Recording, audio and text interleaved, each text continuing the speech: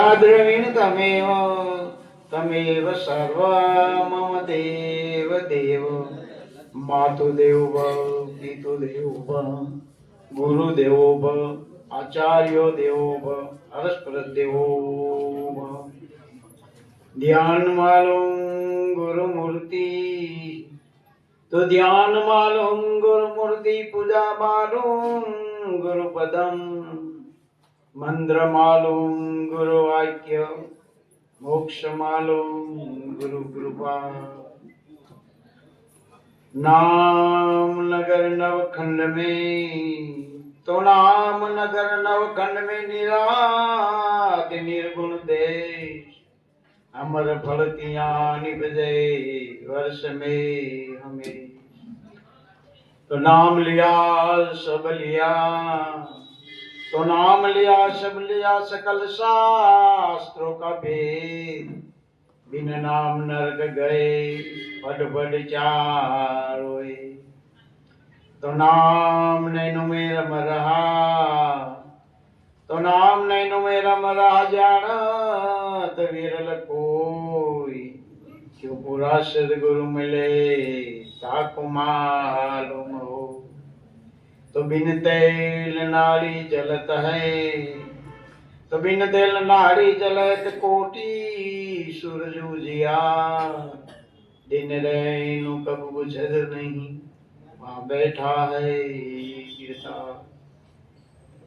આજે જયામાં પરસોત્તમ મહારાજ એની આપણે યાદીની અંદર જે સંત મેળાવડો સંત સમાગમ એની અંદરમાં આપણે જે સત્સંગ કે આવા મહાપુરુષો જીવનની અંદરમાં જે કમાઈ કરી ગયા છે એ કમાઈને આપણે બિરદાવવા માટે એવું નથી આપણે સત્સંગે કરશું પણ સત્સંગનો મહિમા પહેલેથી આપણો જે ઘાટ કેવી રીતે કઢાય છે અમને બાપાએ એક વાત કરી રામદેવની કે ભાઈ કારણ કે નેતલને ન સમજાવવાનું કારણ કે આપણે આજે અહીં આવ્યા છીએ આપણે ગરદાની છે કે મહેમાન ભાવે આવ્યા છીએ કારણ કે આપણે મહેમાન ભાવ જે છે ને એ ટકે નહીં આપણે 12 વાગે 1 વાગે પણ આપણે અહીંયા હોય એ ક્યાં જવાના છે એમ આવો ગરદાની ભાવ જો આપણામાં હોય તો આ વસ્તુ ટકે છે।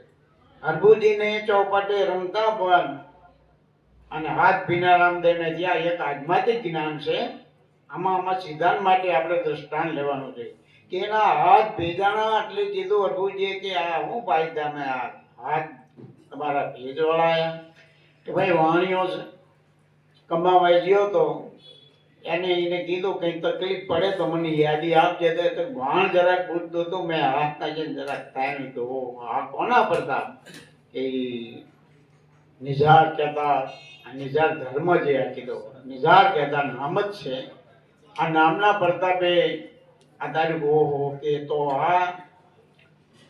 આ તો આપણે કાયમ ભેગા જ રહેતા પણ હે હરભુજી તે આજ મને પૂછ્યું નકર ઘણા ટાઈમથી ભેગા જતા ના વાતો તો થતી હતી ધર્મની પણ કોઈ દી ત્યાં ઈચ્છા કરી નહીં પણ આપણે જ્યારે કંઈક ભાળવીને જે ઈચ્છા જાગે ને મહેમાન ભાવ છે એટલે કે તને આ ટકશે નહીં। અને જો હરભુજીને ટક્યું છે છેલ્લે સમાધિ લીધી તોય માયનામાં ન આવ્યું રામદેવે ભવિષ્યવાણી ભાગી બધું કીધું પણ માયનામાં આવ્યું નહીં કારણ કે મહેમાન ભાવ હરભુજી તે આજે ભાયલું આવો ને પછી ઈચ્છા જાગે આપણે એકાબીજી વાગે બોલે ગુરુ કરવી છે સત્સંગમાં કંઈક રસ લાગે પણ મહેમાન ભાવ હોય ને એટલે ટકે નહીં એ મીરા નરસિંહ આ બધાને ઘરધણી ભાવ હતા અને ઘરધણી ભાવ છે એ જાગૃતિ લાવે અને આ જાગૃતિ માટે જ આપણે આ સંતો આમાં બધાય ન જાગી શકે પણ કોઈ જાગ્યા ભાઈ મારે ગુરુ મારે ઘેરે આવ્યા પણ કોઈ એવા જાગૃતિ કોઈ લાગી જાય ત્યારે લાગે નરસિંહ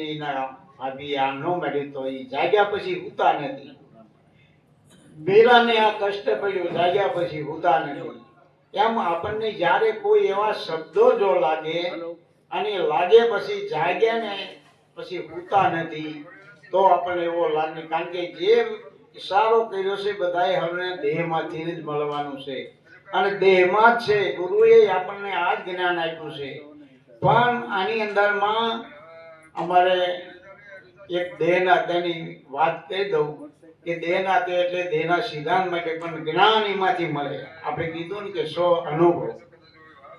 કે અમારે કાંઈ કડિયા કામ હોય, સુતારી કામ હોય, ગમે કામ હોય, પણ જેને કોઈ પત્ર મારવાનો હોય, અમારે વશરામભાઈ છે ને બધું કોલમભાઈ લેવડાવે. અને જેને કોલમભાઈ નથી લીધું ને એના પાયા તરહાઈ થયા છે અને કોપરાય કાઢ્યા છે. કારણ કે પહેલેથી કોલમભાઈ લે છે. કોઈ વસ્તુ એક જરા તે તરહો થાંભલો હાલે નહીં. એમાં મહાપુરુષો છે ને કઈ તૈયાર કર્યા છે ને કોલામ બાબુજી મીટિંગ કર્યા છે. જરાય પણ એમાં કોલાંબે જે નથી લીધા ને એ દગાઈ જાય છે. એટલે આવા જે કોળંબા ઉપર લીધેલા પરસોત્તમ મહારાજ કે આજે અહીંયા એની કાયમિક માટે હયાતી નથી. અને કોલંબાની અંદરમાં મસ્ત મોહનરામ બાપુએ ભલે ઘણા હથોડા માર્યા છે. આ હથોડા મારે ને કારણ કે કોલંબા નો આવે કે યજમાન માર નથી, કોલંબો નથી હટતો, ઘણો જાય છે. એમ હથોડા ખાધા ને જેને સીધા થાંભલા થયા એને પછી ભાર ઝીલે, નકા ભાર ઝીલાતા નથી.